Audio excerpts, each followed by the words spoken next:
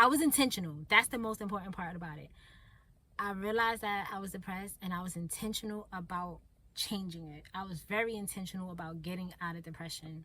So I did go through different steps and different levels, but one of the things that I will say, two things I would say, is that I picked up the Bible and grew a relationship with God, a better one, rebuild it in a better one, better foundation. One. Second is I made a list of every time I felt a drop going into my cup, into my bucket, I would make a list of that. So for instance, I started to realize, okay, like when I go outside, I feel good. So I started to make it my business to take daily walks. And also on top of that, if I was feeling down and we already took a walk, we'll still go take another walk. We'll still go run to we'll go to the park, go play.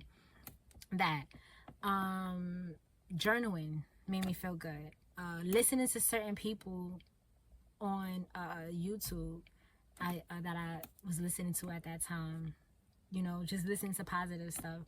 So picking up the phone and actually telling somebody, like, I'm not okay today.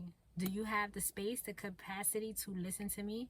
Go off. Do you have that today? Because I need it. And if you don't, then I'm going to pick up the phone and give it to somebody else. You know what I'm saying? Not to say, and I don't mean to say it like that, because that is exchange and that can be heavy on people. So that's why it's very important for us to ask. If we remember, ask, like, because there have been times that I didn't ask.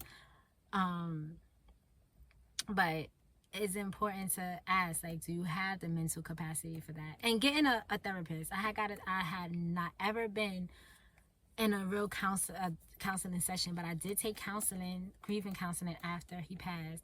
And then I went ahead, when I was feeling the way I was feeling and realized it, I went ahead and signed up for another therapist. So, and that was just regular counseling. So with all of that being said, depression is no joke. If you can sometimes just stop for a minute and listen to what the other person, listen and be very attentive and listen what your loved one is saying.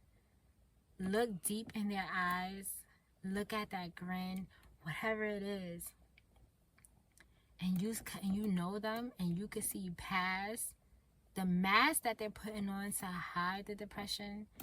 The eyes, they say, the windows to the soul. Pay attention. Pay attention. Because as much as people want to say, or I've heard, like, when people do things and harm themselves, or depression and mental health and as much people say, like, that's a sign of weakness and things like that, it can easily be you. Easily. Especially today in the world of bullying, where people go crazy on the internet, like, and when I say go crazy, I don't say when people write and don't care what they say to people on the internet. They hide behind the keyboards and the fake profiles and just go off on people.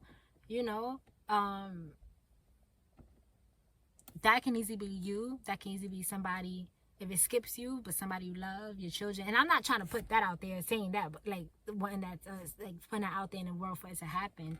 I'm just saying it could easily be you, so be careful.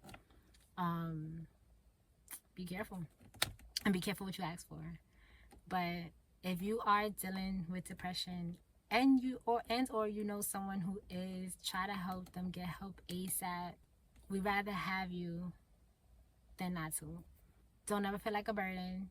If you do feel like a burden, not to say it like that, but if you do feel like a burden, get a counselor. That's what they're there for. If you don't like that counselor because the vibe ain't there, get another counselor. But keep on until you find it. And prayer.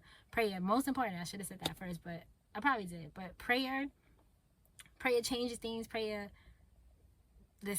changes things. The consistency when seeking God and seeking a relationship with God, I'm telling you, literally will change your life. You just have to be intentional, and God will heal you from anything. Literally, I've seen it now because I'm on my walk with God. Now I see it.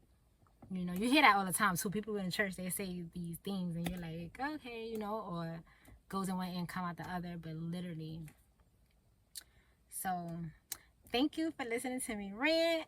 And God bless, and make sure that you keep God at the centerpiece in every part, in every area of your life.